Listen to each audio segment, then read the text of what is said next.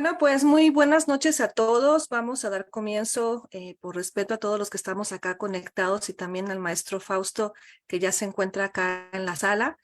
Pues muy buenas noches a todos. Gaby, la siguiente diapositiva, por favor. Pues antes que nada agradecerles a todos el tiempo que nos brindan el día de hoy. Yo soy Ara Ballinas, director académico en Serendipity, y les cuento un poco del centro antes de dar comienzo a la presentación del libro. Pues nosotros somos un centro de formación y desarrollo humano en la ciudad de Tuxtla Gutiérrez, en el estado de Chiapas. Estamos trabajando pues prácticamente desde el año 2009, primero como un centro de atención psicológica, que lo seguimos siendo, y posteriormente en el año 2014 comenzamos a trabajar en formación profesional en línea, que siempre fue como la idea que tuvimos desde el inicio, un poco para llevar conocimiento pues a todas las personas que no tenían como la facilidad a veces de acercarse en formato presencial, ¿no? Y bueno, desde ese tiempo pues hemos estado pues lanzando una serie de diplomados en el ámbito de la educación y la psicología sobre todo, y pues han estudiado con nosotros más de 5,000 alumnos. Tenemos aproximadamente 33 diplomados montados en línea y también seminarios, y hemos colaborado con diferentes instituciones acá en el estado de Chiapas y en otros lugares como Guanajuato, Guatemala. Hemos tenido alumnos de Italia, de República Dominicana. Y bueno, también algo que nos caracteriza también es que todos los docentes que colaboran en los diplomados son docentes especialistas en su tema. Usualmente son ellos mismos los que crean sus programas y posteriormente facilitan el contenido del diplomado, lo que hace muy rico el aprendizaje, porque estamos aprendiendo de gente que habla de su tema no solamente desde leer un libro, sino pues desde su práctica profesional, ¿no? Entonces, pues estamos muy contentos el día de hoy de tener al doctor Fausto Lamont presentando con nosotros un libro. La siguiente, Gaby, es justamente este libro que es terapia familiar sistémica, pensamiento del tercer orden. Y bueno, justamente hoy está acá con nosotros el doctor Fausto Gómez Lamont. Voy a permitirme leer un poco de su currículum, que es bastante amplio, entonces vamos a intentar un poquito resumir. Bueno, el doctor Fausto Gómez Lamont es licenciado en psicología por la Universidad Autónoma de México de la FES Iztacala, es especialista y maestro en medicina social por la UAM Xochimilco, y es maestro también en psicoterapia familiar sistémica por la Universidad del Valle de México. Forma parte del núcleo de colaboradores nacionales del programa de posgrado de la maestría en género y estudios feministas de la Benemérita Universidad Autónoma de Puebla, y actualmente es doctorante es doctorante por la Universidad Iberoamericana de Puebla en investigación psicológica. Ha sido consultor para la Organización de las Naciones Unidas, así como parte de la CONABIM en el grupo de trabajo para la activación de la alerta de género en el estado de Puebla, y pertenece a la red de especialistas en estudio de género y feminismo del Centro de Investigaciones y Estudios de Género de la UNAM. Y bueno, hoy nos acompaña aquí, está ya el maestro Fausto en la sala, así que Fausto, te cedo el micrófono. Muchísimas gracias. Muchísimas gracias de verdad por el espacio y por ahora sí que colaborar para que se lleve a cabo todo esto, porque sí he visto que es todo un trabajo detrás. No, les agradezco un montón. ¿Ya puedo compartir pantalla? Ustedes me dicen, ¿eh? Sí, creo que ya. Usted también me dicen si ya se marca. ¿Sí aparece? Sí, se ve. Ya se ve. Están dando lata mis cachorros acá atrás. Bueno, no, pues muy buenas noches. Yo súper encantadísimo de estar acá con ustedes, de poderles compartir este libro, que ahorita voy a narrar un poco la historia de la construcción de este mismo material, que es un material gratuito, porque tenemos, y voy a hablar todo el tiempo en plural, y ahorita voy a mencionar el porqué de ello, ¿no?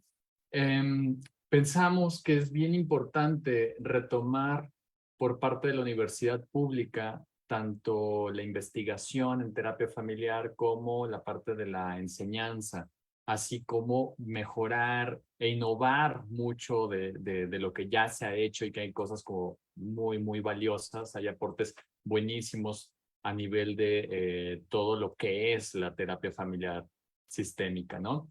Sin embargo, a quien les debemos este tipo de pensamiento es tanto a la doctora Teresa McDowell, Carmen Cutson Martin y a la doctora María Bermúdez, que no solamente es mi tutora, es coautora del libro y que también precisamente pues le debo estas conversaciones con ambas doctoras, ¿no? Tanto con Teresa como con Carmen, que pudimos reunirnos una vez para ir intercambiando como ideas sobre de qué hablamos cuando hablamos de pensamiento de tercer orden.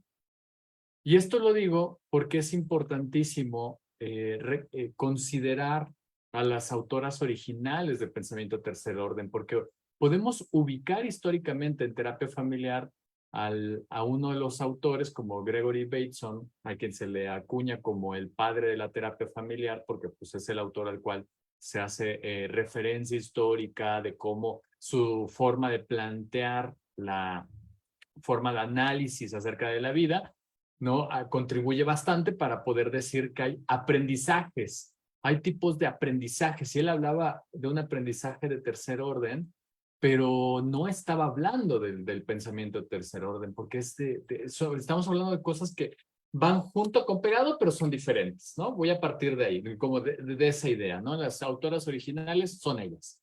Y entonces, de hecho, en el libro de Teresa McDowell, el de Applying Critical Social Theories to Family Therapy Practice, ella nos va a estar situando los primeros, las primeras aproximaciones para entenderlo. Ya después en Socioculturally Attuned Family Therapy va a ser como la culminación de cómo podríamos incorporar el pensamiento tercer orden, ¿no? Pero ahorita voy a hablar de ello, ¿no? Entonces, nada más quiero hacer ese reconocimiento que no es un planteamiento mío, que no es un planteamiento que se me haya ocurrido solamente a mí o que haya surgido de una serie de reflexiones marxistas o que se haya utilizado la categoría de patriarcado, porque para lo que estamos trabajando queda corto el panorama cuando solamente utilizamos las categorías que ofrece el marxismo y si solamente utilizamos la categoría patriarcado como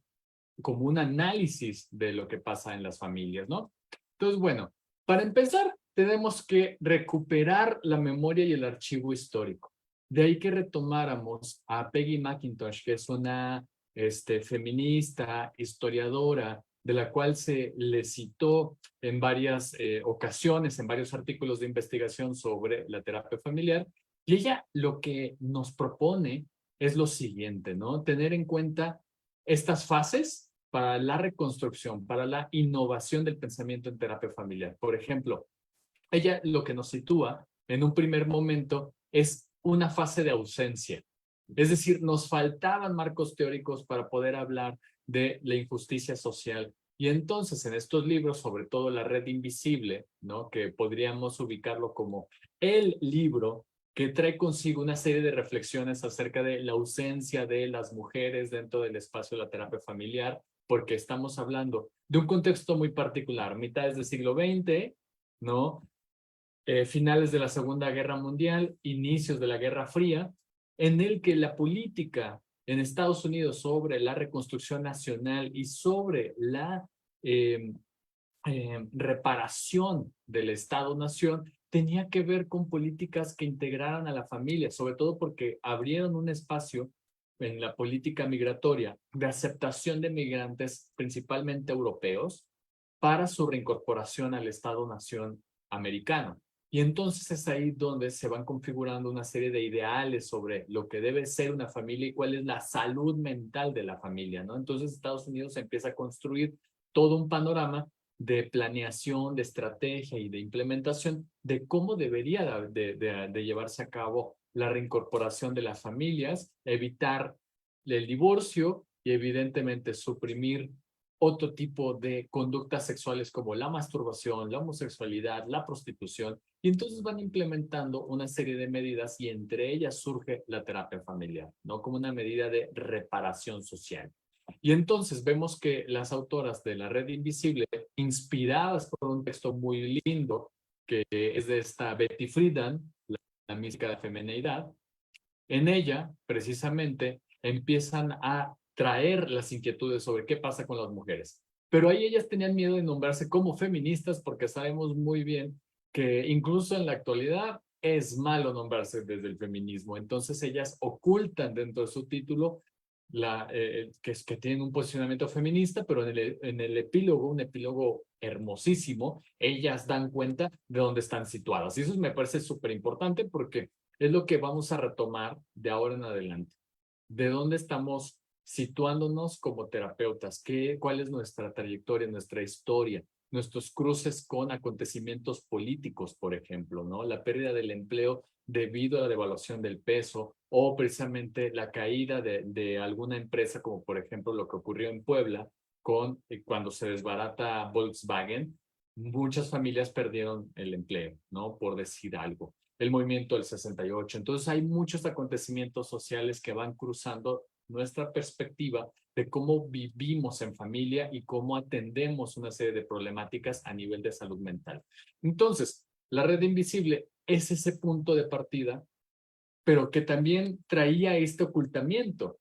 Y entonces las siguientes autoras de la terapia la terapia familiar feminista, ellas retoman muchísimo a Marianne Walters, Betty Carter, Peggy Papp y Olga Silverstein para poder decir, ustedes no pudieron nombrarse como feministas, nosotros lo haremos por ustedes. Es un prólogo hermosísimo también de un acompañamiento, de una forma en la cual hay una sororidad, por así decirlo, por parte de las terapeutas. Y entonces van moviendo, van agitando totalmente el campo académico, otros acontecimientos vendrían, como precisamente 1965, ¿no? El movimiento de la liberación de las personas afroamericanas, o principalmente los hombres, ¿no? Movimiento liderado por Martin Luther King, que a los 2 años después de haber logrado la libertad de las personas afroamericanas, es asesinado en la plaza pública.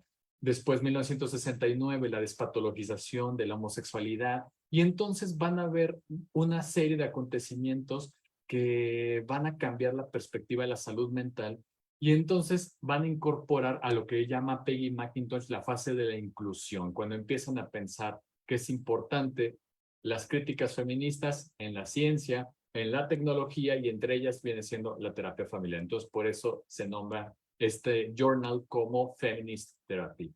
Después, la fase de la reconsideración. No solamente es incluir, sino que ver de qué manera estamos pensando las técnicas, de qué manera estamos formando terapeutas. Y entonces sale este libro buenísimo que se llama Reflections on Feminist Family Therapy Training, donde están situando la problemática. ¿Qué pasa cuando una mujer feminista atiende a familias que viven violencia? ¿Desde dónde están mirando? ¿Cuáles serían como los puntos ciegos de esta terapeuta feminista? Y de hecho, evaluado mediante doble ciego, eso significa que cuando evaluaron, entrevistaron a estas terapeutas, pues eran personas que no conocían el contexto ni sabían que las terapeutas eran feministas, por así decirlo. Y entonces, al momento de evaluarlo, sin ese, vamos a ponerlo así, ¿no? El prejuicio del investigador o la investigadora, lo que hicieron fue descubrir pues varias cosas que podían considerarse como puntos ciegos a trabajar. Entonces imagínense, en los 80s ya se trabajaba esto en Estados Unidos y acá en México no nos llegaba nada. Esa era nuestra preocupación. ¿Qué se está investigando? Porque pareciera que solamente replicamos los modelos que vienen de autores famosos, ¿no? Porque hay mucha gente trabajando cosas y está haciendo cosas valiosísimas, pero no son visibles. Y entonces esa es la parte de la reconsideración. Luego sale este Handbook of LGBT Affirmative Couple and Family Therapy, donde precisamente lo que nos ofrecen es una serie ya de consideraciones de cómo incluir a las familias con hijos LGBT, parejas LGBT, familias reconstituidas, divorcios a nivel de lo LGBT, todas estas situaciones que no se veían en los modelos formativos tradicionales. Y eso lleva al cuarto punto, la transformación radical, cuando ya hablamos tanto que estamos haciendo activismo, ¿no? Dentro del espacio de la psicología y la la terapia feminista como un acto político.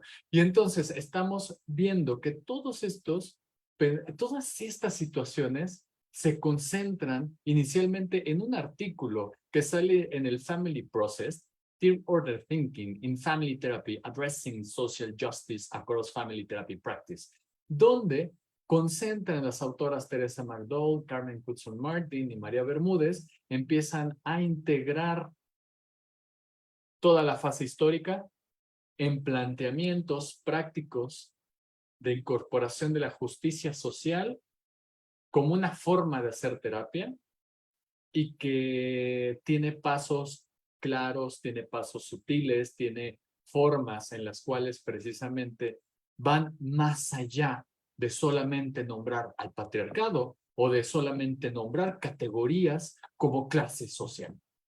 Ellas lo están trabajando desde otros lugares. Entonces, eso me parece súper importante porque es lo que nos va a influir en cómo María y yo trabajamos este texto, porque está trabajado en 4 fases, pero ahorita voy a llegar a ello, ¿no? Entonces, este artículo lo pueden encontrar tanto en español como en inglés. En español, ya sea que lo googlen y lo pongan así como pensamiento de tercer orden en terapia familiar y ahí está traducción, o que me parece que Lilef en un apartado tienen el artículo a disposición, ¿no? Entonces, bueno, la situación de poderlo leer está a su alcance porque es gratuito.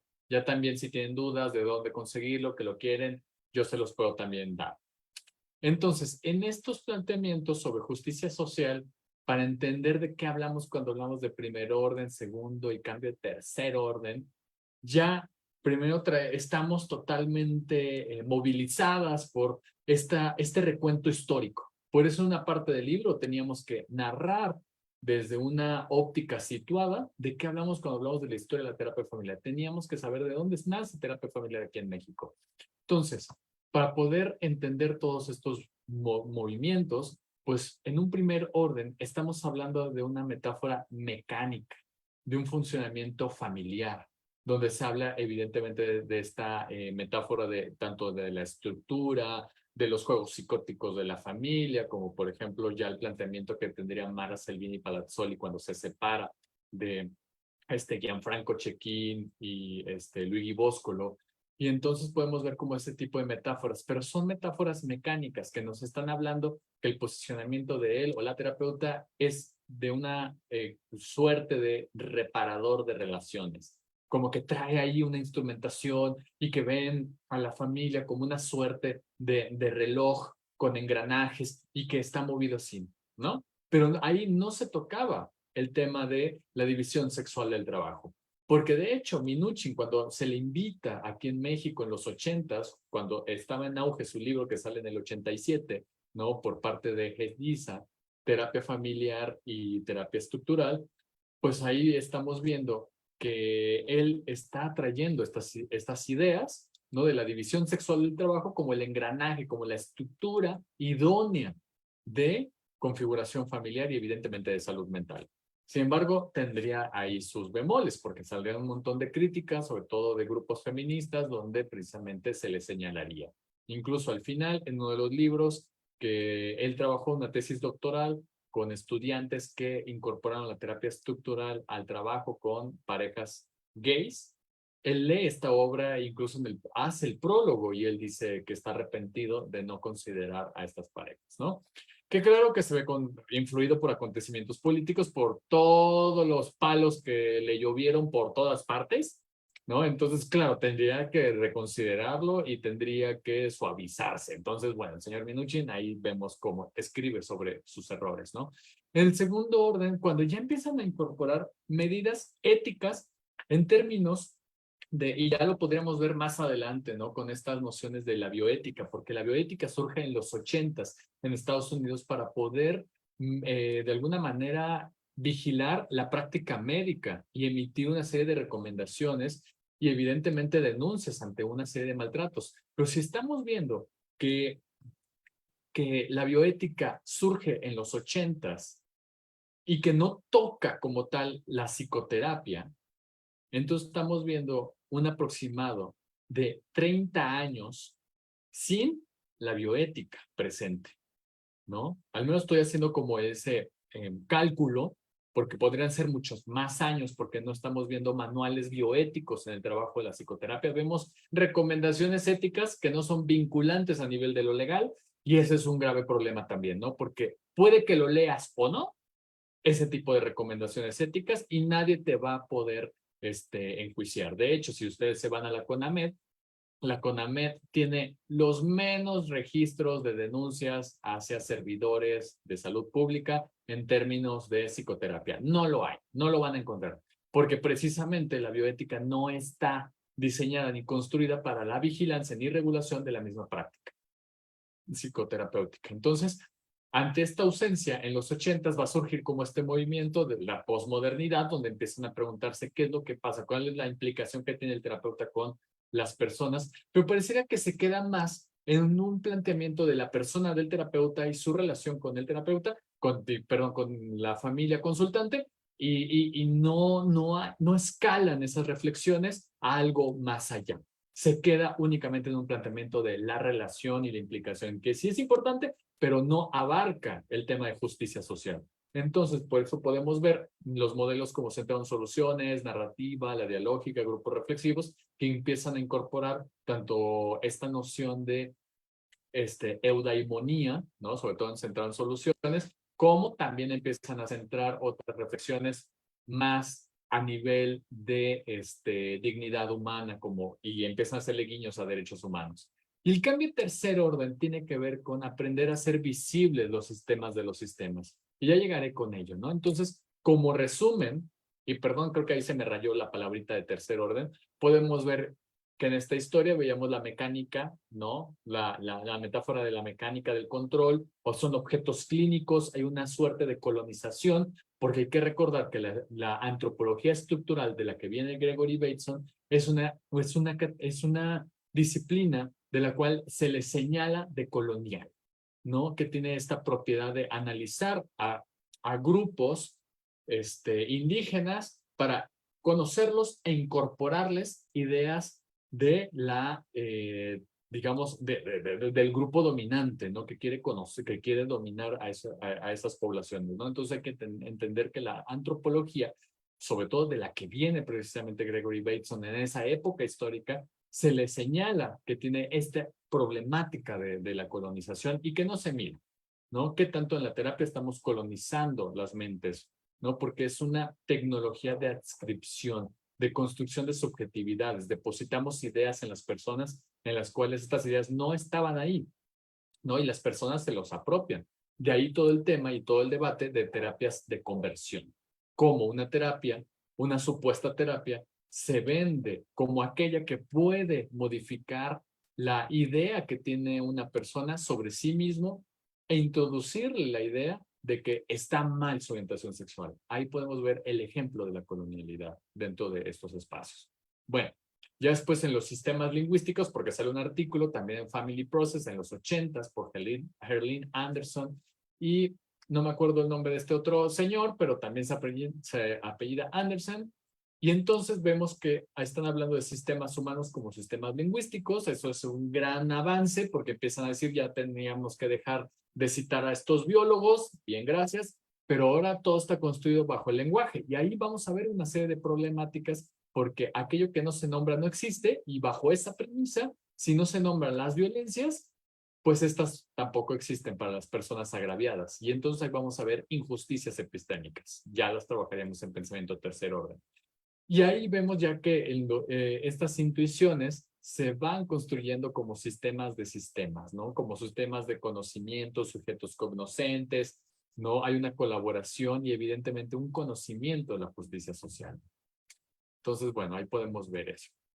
Y entonces, por eso vemos que él o la terapeuta debe de entender los privilegios sociales, las desigualdades y tener esta conexión entre las dinámicas de poder para poder de alguna manera señalar en qué momento hay opresión, ¿no? Y que estas situaciones van a generar síntomas que significan formas de resistencia. Resistencia no desde el ámbito de lo psicoanalítico, sino que resistencia de oposición ante ese tipo de circunstancias. Y toda resistencia genera un agotamiento. Entonces, esta crítica posmoderna va a nutrirse también de otras condiciones estructuralistas, como podrían decirse la parte de la interseccionalidad. Es decir, cuando citamos a Michel Foucault, hay que entender que este señor lo que dice es de que no estamos viendo al sujeto, al hombre, ¿no? En un espacio solo, como un héroe, como lo que nos contaban en la historia de la terapia familiar, donde nada más leemos sobre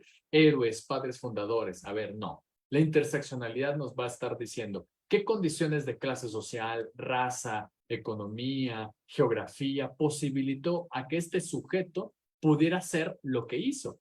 Y bajo esa premisa, planteamos una serie de hipótesis. Si esta persona viene por un trastorno de conducta alimentaria, ¿qué condiciones de clase social, de raza, de orientación sexual están involucradas en esta situación? Y alguien alzará la mano y dirá, pero eso no es imponer. Se generan hipótesis. Estas hipótesis se le comparten a la persona, y perdón que mi gato está jodiendo mis libros. Y entonces, cuando se hace este tipo de reflexiones, se comparten como hipótesis, donde la persona tiene que confirmar aquello que yo estoy diciendo, yo estoy suponiendo, porque a final de cuentas nuevamente está cruzado por mi propia trayectoria de vida interseccional. Entonces, es ahí cuando entra ya el pensamiento tercer orden, ¿no? Cuando se incorporan estas categorías. Y entonces nada más voy a leer este pequeño fragmento, pero no sé por qué no lo puedo ver muy bien porque tengo los rostros encima y no lo alcanzo a leer adecuadamente, entonces ya hice un movimiento ahí. Dice, y además ahí está lo interesante, ya citan a Paulo Freire, donde señalan como ejemplos claros qué es pensamiento primero, segundo y tercer orden, ¿no?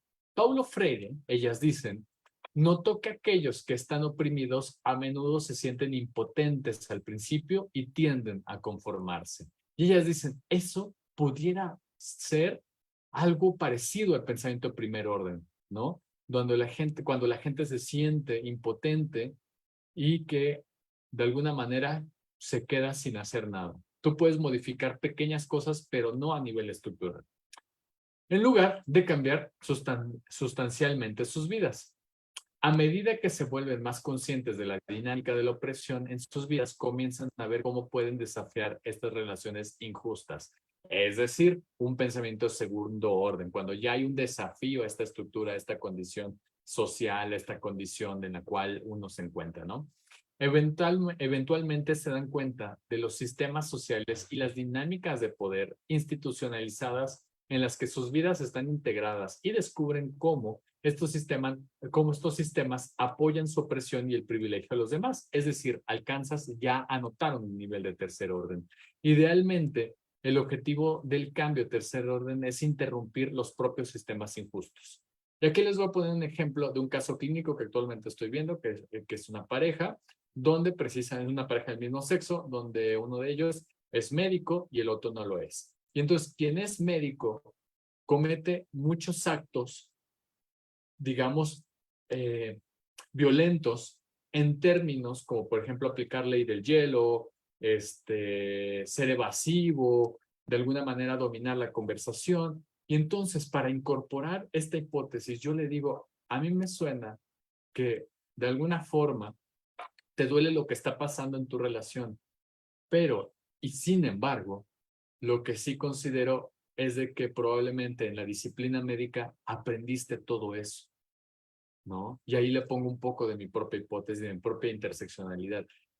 Y dime si esto va contigo. Y ahí sí yo me apropio del corrígeme si me equivoco de Giorgio Nardone, pero sin la intención manipuladora o de esta manipulación benévola que él utiliza en la terapia estratégica para ir introduciendo una idea. A mí me da la impresión que tu disciplina te generó este tipo de ideas.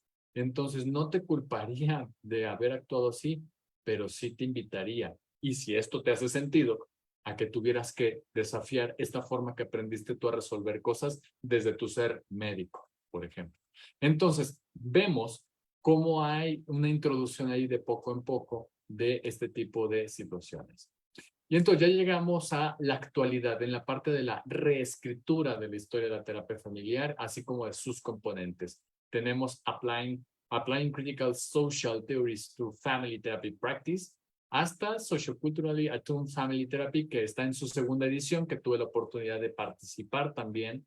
Entonces ahí me pareció súper interesante cómo los aportes y en estos diálogos que he tenido con estas maravillosas autoras, llegamos a la construcción de estos dos textos, que todos son de texto gratuito, porque ese va a ser mi eslogan. Yo no vengo a venderles nada. Los libros son de acceso gratuito, los pueden descargar. La UNAM se ha hecho cargo de esta responsabilidad social de hacer de la educación un acceso gratuito y laico, porque también hay que reconsiderar que en la historia de la terapia familiar, y eso lo documenta muy bien Paulo Bertrano y Darío Tofanetti, que los orígenes de la terapia familiar, tanto considerada como patria de los Estados Unidos, tiene componentes cristianos evangélicos, ¿no? En esta parte de que recordarán que incluso salió una película antes de que falleciera Robbie Williams que se llamaba Licencia para matrimoniarse,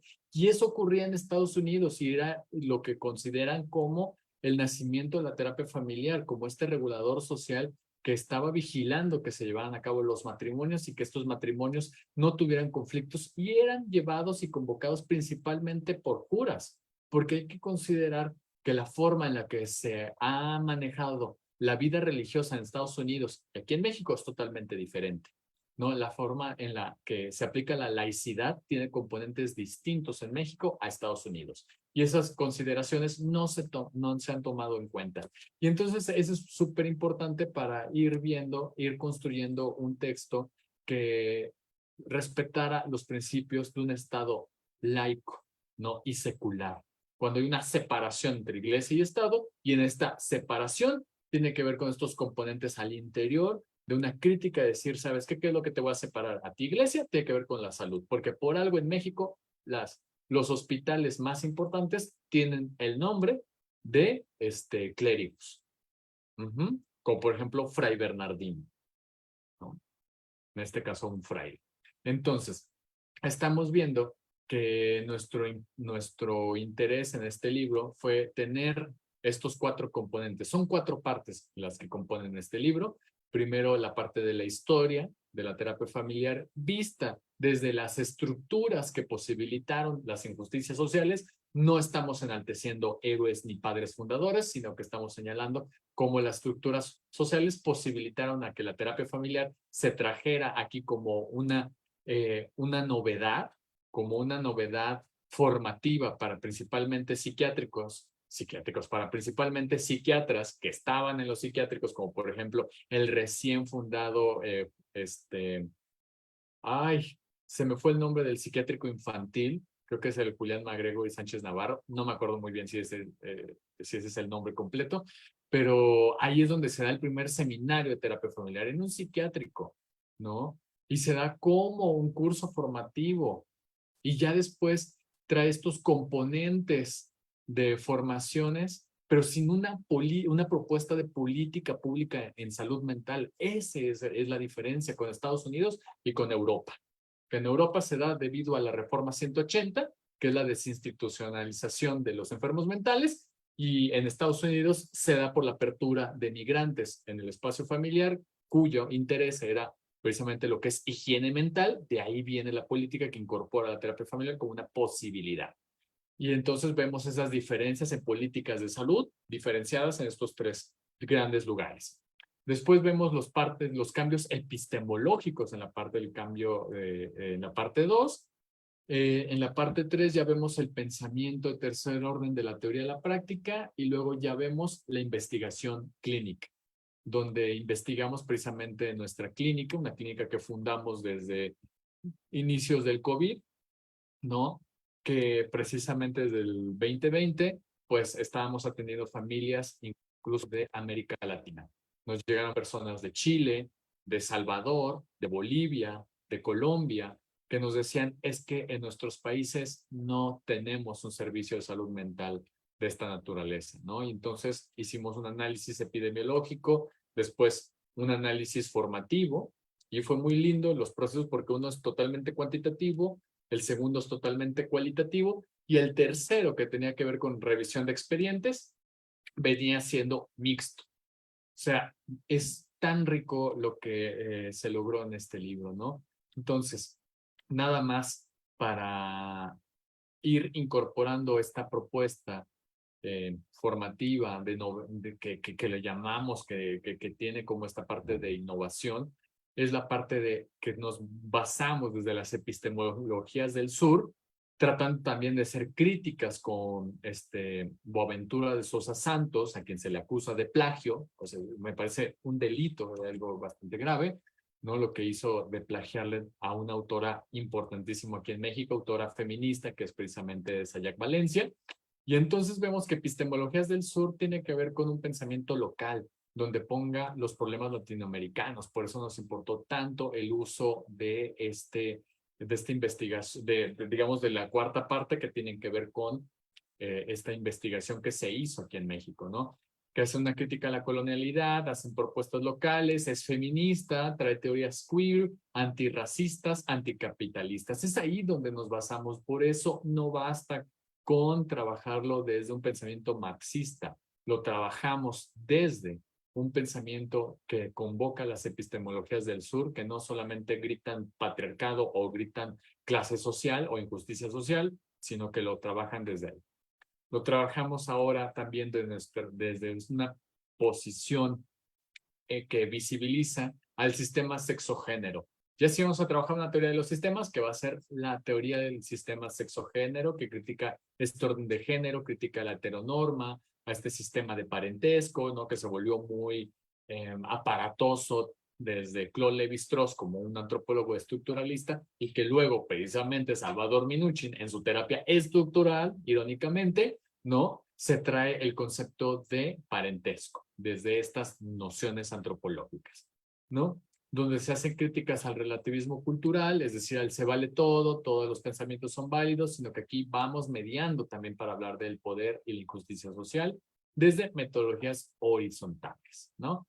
Y ya nada más para finalizar, la guía práctica del pensamiento tercer orden tiene estos componentes: sintonizar, nombrar, valorar, imaginar y transformar, ¿no? Sintonizar con la injusticia social, nombrarla, valorar como todos estos esfuerzos que hacen las personas para subsistir ante situaciones de opresión, imaginar espacios vivibles, posibles a través de las condiciones que tienen las personas y evidentemente esto nos lleva a transformar estos lugares. Yo aquí me quedo porque la verdad no sé si tenía yo 2 horas, por lo general yo tengo 2 horas de presentación del libro, pero yo sé que acá es distinto. Y aquí le paro ya para que utilice estos 40 minutitos para compartirles un poco del libro. Entonces, me gustaría más tener la posibilidad de charlar, de ver caras, ¿no? Acá tienen a mi gato. Ah, mira, acá están los dos. También están presentes. Entonces, bueno, no sé qué dudas tengan. Y si alguien quiere abrir su micrófono, con gusto lo puede hacer o levantar la mano también, o escribir la pregunta en el chat, también puede hacerlo. Ya había Cristi. No te escondas, Cristi. Es que es mi alumna de la maestría. No sé si alguien quiere hacer alguna pregunta. ¿Ninguna? Ah, te preguntan que dónde se puede adquirir el libro. El libro, hay 2 formas de adquirirlo, ya sea por la aplicación que tengan de Google Books, pueden descargar el libro desde la aplicación Google Books, o también pueden meterse a ResearchGate. Bueno, a mi ResearchGate pueden poner Mario Fausto Gómez Lamón y ahí en el ResearchGate van a encontrar en PDF el texto. Valeria.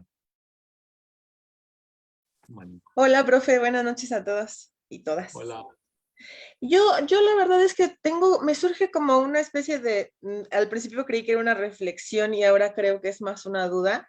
Si el tema que mencionaba de lo de la bioética se encuentra relacionado con estas pseudoterapias que existen ahora, que abundan actualmente.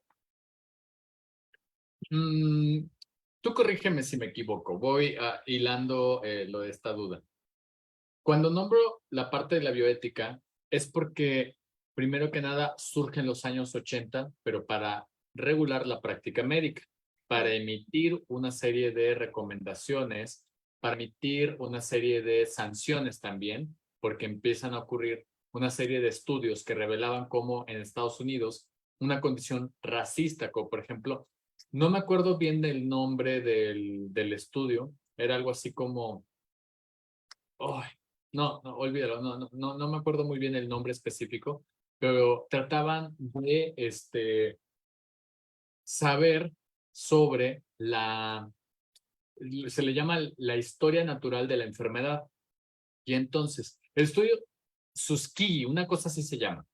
Y entonces en ese estudio lo que hicieron fue precisamente infectar de forma deliberada y no consensuada, ¿no?, a personas afroamericanas y no darles tratamiento médico para conocer cómo esta bacteria se desarrollaba en sus cuerpos. Entonces, el estudio Tuskegee lo que mostró era precisamente la falta de ética, una falta de compromiso social con las personas y evidentemente, aunque se justificaban con respecto a la ciencia, habían altos situaciones cuestionables. Y entonces, acá esa misma pregunta se plantea para la terapia familiar. ¿Qué tanto en esta idea experimental se han cometido una serie de actos y actos que violan los derechos humanos? Y por Como las ejemplo, terapias de conversión. en la parte de terapias de conversión, gracias, para ya conectarlo, o sea, tenemos este antecedente donde se pregunta qué está pasando aquí.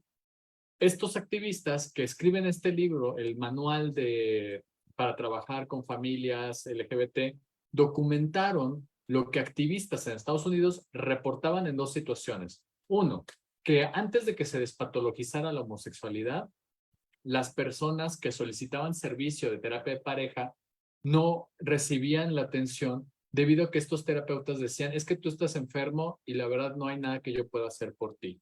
Y mi gato está mordiendo un cable. Espérate. Sí, les digo, ¿por qué quiero hijos si ya tengo estos? Bueno, entonces, documentan primero el rechazo hacia personas, hacia parejas que estaban viviendo el VIH, porque en los 80s es cuando se da el boom en Estados Unidos, y entonces acudían para tomar terapia de pareja y no los aceptaban. Segundo, tras el fallecimiento de alguno de los dos, buscaban terapia y también eran rechazados en la terapia. Luego, el padre de la terapia de conversión, que es hoy se me fue el nombre de este señor, bueno, este hombre recomendaba juntar la terapia estructural de Minuchin para la conversión, ¿no?, de la estructura familiar. Y de hecho, Minuchin en algún punto, él documenta eso y dice, sí, es que hay un cambio en los roles de género y entonces la recomendación para estructurar adecuadamente esta familia es que los chiquillos, los varones, vayan con el papá y vayan de cacería, porque además estaba esa estupidez en ese momento, Claro. ¿no?, que tuvieran actividades masculinas. De Y hombre. recuerdan esto, o sea, de ahí sale, no sé si a ustedes les tocó, seguramente que sí somos de esa generación, que nos tocaron los Looney Tunes. Nunca se preguntaron de dónde viene el Elmer Gruñón, bueno, que es cazador. Esta figura es del hombre americano promedio que salía de casa los fines de semana como entretenimiento. Esta educación de género pasaba en Estados Unidos y por eso tienen todos estos problemas de asesinatos en casa, porque está permitido la posesión de armas. De ese imaginario viene, o sea, nada sale de la nada. Entonces, Elmer Gruñón, bueno, es el imaginario de lo que se pensaba en Estados Unidos, de lo que es recomendable, de lo que es la virilidad, lo que es la masculinidad, ¿no? Entonces, por eso ahí viene como este recorrido histórico. ¿Cómo nos impacta en terapia familiar? Porque evidentemente cuando yo atienda a algún varón, si yo no tengo esta reflexión sobre masculinidad, yo voy a estar reproduciendo en mis preguntas, en mis reflexiones, una serie de estereotipos.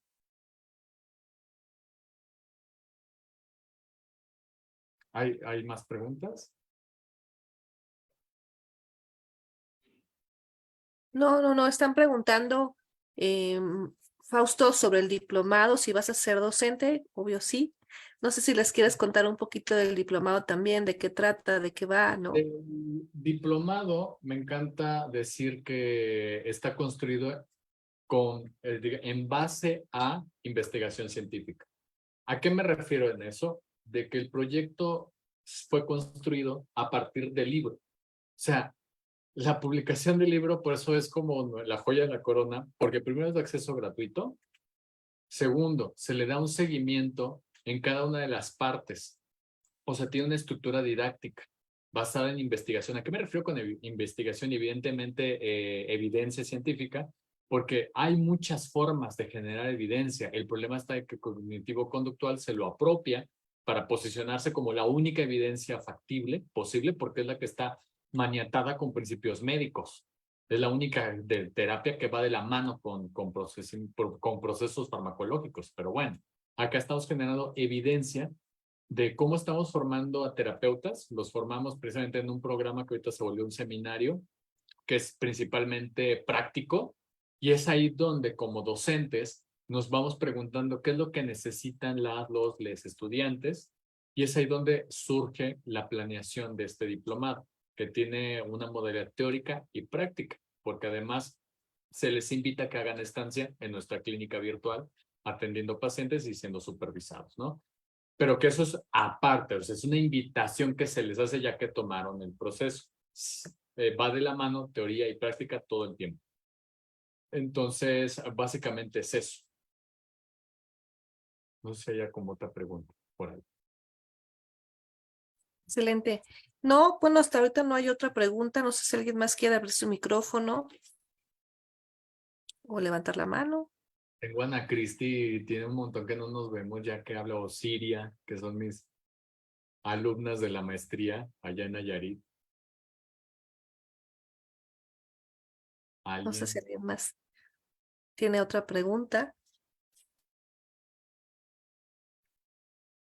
Fausto, a mí sí me gustaría preguntarte, en esta clínica que tú nos cuentas, ¿no? Que atienden a pacientes y a familias, un poco que nos cuentes cómo es la atención, qué son los casos que más reciben, ¿no? Porque entiendo que esta es otra forma de mirar, ¿no? Las problemáticas con las que ustedes se enfrentan. Sí, de hecho me pareció bien interesante, tanto en el libro como en la parte formativa del diplomado, es que de la clínica, o sea, de la experiencia y la investigación clínica, es de donde nos basamos para la construcción de un proyecto formativo. ¿Por qué? En algún punto, y que te agradezco mucho la amabilidad y que me presentaste, cuando yo estudio medicina social, uno de los principios de la medicina social tiene que ver con tanto conocer los determinantes sociales del proceso salud-enfermedad y ante estos determinantes conocer la respuesta social. ¿A qué me refiero? Que este diplomado obedece estos dos principios de la medicina social. Yo me siento más orgulloso de presentarme como médico social que como terapeuta familiar. Vamos a partir de ahí. No es de que el otro lo haga menos, sino que la forma en la que se estructuran las cosas fueron complementarias en estas dos maestrías que he tomado. Entonces, por un lado, el determinante social tiene que ver con el componente epidemiológico. Lamentablemente en México tenemos muy pocos resultados publicados sobre salud mental, que nos pueda dar como este seguimiento, de decir, híjole, ¿qué está pasando? ¿Qué está pasando con la salud mental? Entonces, nosotros en la clínica, el primer punto es tener un registro epidemiológico.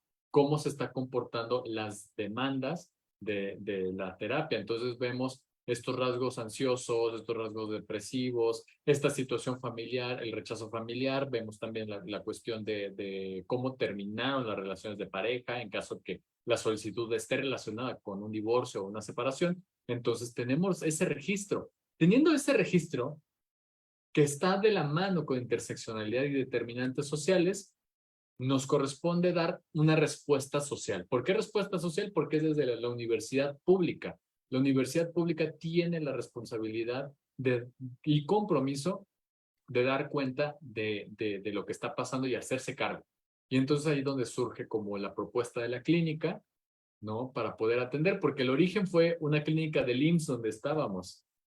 Debido a la pandemia, nos echan a patadas, o sea, literal, porque nos dijeron, no, porque aquí es el epicentro, es uno de los epicentros que ocurrió con mayor infección por COVID. Y entonces salimos. De hecho, es una de las clínicas más grandes en América Latina, clínicas familiares, la clínica 31. Entonces, nos echan a patadas, tenemos el registro epidemiológico, no sabemos cómo hacerle muy bien, nos aventamos a un diseño de una clínica, ahí tenemos al maestro Eduardo Rocha, quien también trabajó de la mano conmigo en el diseño e implementación de la clínica. Ya teniendo la clínica, nos dimos un espacio de 2 años y medio de recopilar datos y evidentemente irlos combinando con otros diseños, como por ejemplo el diseño cualitativo, de estar analizando y estar explorando cómo es el proceso de enseñanza-aprendizaje con los estudiantes del campo formativo. ¿Cómo ocurría esto? Muy parecido a lo que ustedes escucharon sobre violencia obstétrica. ¿Saben cómo se dio el proceso de señalar la violencia obstétrica? Fue a través de ejercicios de observación en la práctica médica. Y en este caso nos llevamos el diseño cualitativo de observación.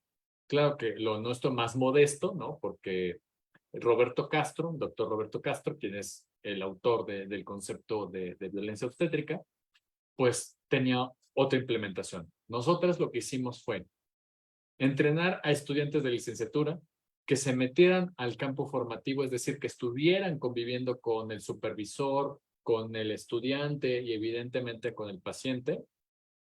Y en esa observación continua registraban cómo era la dinámica, ¿no? Entonces a mí me llegaba todo lo condensado porque somos un grupo de varios supervisores.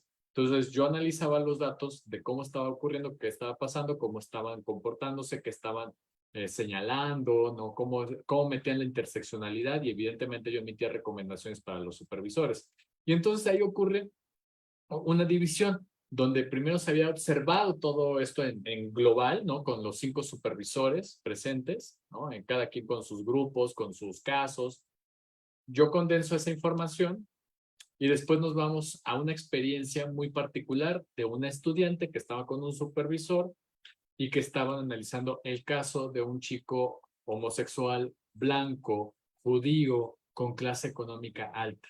Y que era bien interesante ver cómo, aunque tenemos esta interseccionalidad de rechazo, de discriminación por vivirse como homosexual, habían otras categorías u otras vivencias identitarias que posibilitaran que el consultante sea grosero con la terapeuta por ser mujer, de otra clase social, verse de una forma distinta. Y entonces ahí veíamos cómo precisamente, y ahí entra la parte de bioética, objeción de conciencia. En cualquier momento la terapeuta podría objetar el no trabajar con este consultante, independientemente de la parte que fuese homosexual. Habían otras identidades cruzadas que posibilitaban que él fuera incluso medio grosero con la terapeuta.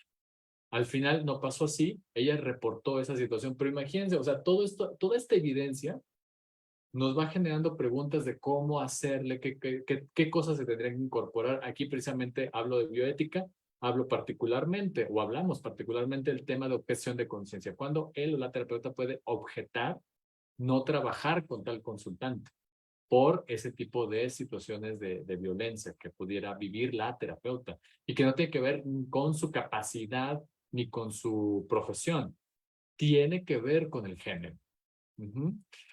Y ya al final tenía que ver con la parte de la rama terminal, que era cuantificar cómo estaban entendiendo las y los terapeutas nuestra principal herramienta, que viene siendo la reinterpretación de la entrevista interventiva de Carl Tone, que de los 80s, porque pareciera que es su hit wonder, o ¿cómo se le dice cuando es su ACDG? Vamos a ponerlo así, ¿no? Es su one hit wonder, ¿no? O sea, pareciera que este hombre solamente se le conoce por ese artículo de los 80s, 1988, Family Process, un mamotreto enorme de un montón de preguntas. Y entonces al analizar nosotras, primero el tipo de preguntas, vimos gran potencial, pero decimos, le falta interseccionalidad. Porque este es un material blanco, cis, heterosexual. Entonces tiene que pintarse de todo este tipo de cosas. Y entonces ahí donde proponemos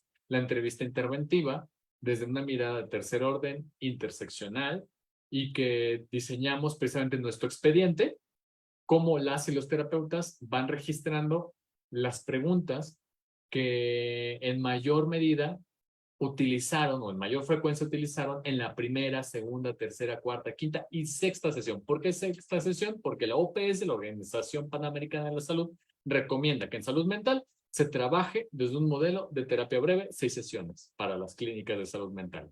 Por eso la justificación, 6 sesiones. Bueno, y entonces ahí tenemos el reporte de cómo fue fluctuando las entrevistas en el expediente o sea, revisamos 111 expedientes de 22 familias que vieron durante 6 sesiones, es en la parte cuantitativa, y la parte cualitativa, se analizaron 6 casos videograbados, se obtuvieron todas las preguntas y veíamos que había coincidencia entre el dato cualitativo y cuantitativo. O sea, es la verdad bellísimo esto porque nos dio toda la evidencia para decir cómo vamos a educar a estudiantes a través de evidencia construida en México.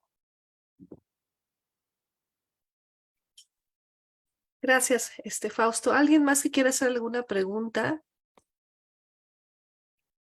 Algo Pues más, parece que no. ¿no?